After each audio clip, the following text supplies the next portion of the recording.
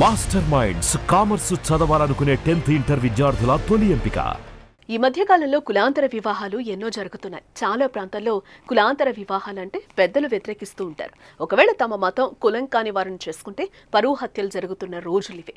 అలాంటిది ఓ మహిళ చేసిన పని గ్రామస్తులకు శాపంగా మారింది. ఇందుకే ఆ మహిళ ఏం చేసింది, ఎందుకు గ్రామ పెద్దలు శిక్ష విధించారు, పూర్తి వివరాలు ఈ స్టోరీలో చూద్దాం.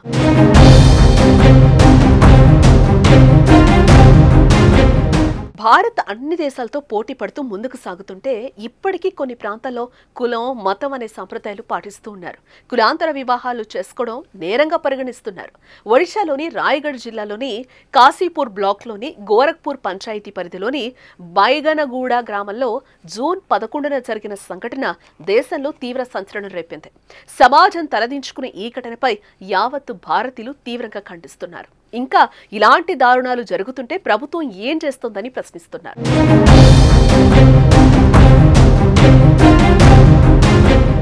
ఓ మహిళ చేసిన పనికి ఆమె బంధువులు భారీ మూల్యం చెల్లించాల్సిన పరిస్థితి ఏర్పడింది. రాయగఢ్ జిల్లాలోని కాశీపూర్ బ్లాక్లోని బైగనగూడ గ్రామంలో ఈ సంఘటన జరిగింది. ఆ మహిళ ఇటీవల పొరుగు గ్రామానికి చెందిన షెడ్యూల్డ్ కులానికి చెందిన వ్యక్తిని వివాహం చేసుకుంది. ఈ వివాహం గ్రామస్తుల్లో ఆగ్రహాన్ని రేకెత్తించింది.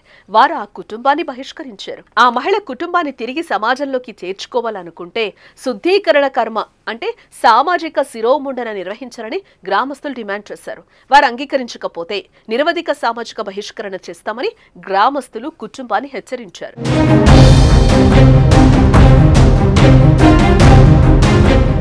గ్రామస్తుల ఒత్తిడితో ఆ కుటుంబం స్థానిక దేవత ముందు ఒక ఆచారం ప్రకారం జంతు బలిచ్చింది. ఆ తర్వాత సామూహికంగా గుండు చేయించుకున్నారు. కుటుంబ సభ్యులు తలలు గుండు చేయించుకుని పొలంలో కూర్చున్న వీడియో కూడా ప్రస్తుతం సోషల్ మీడియాలో వైరల్ అయింది.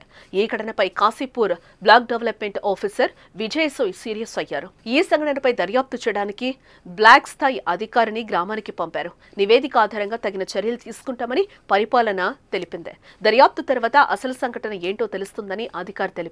ట్విస్ట్ ఏంటంటే ఈ సంఘటనకు సంబంధించి ఇప్పటి వరకు ఎటువంటి పోలీస్ కేసు కూడా నమోదు కాలేదు. ఇదిలా ఉంటే ఒడిశాలో కులాంతర వివాహం చేసుకున్న జంటలు స్థిరపడడానికి ప్రోత్సాహకం అందించే పథకం ఉంది.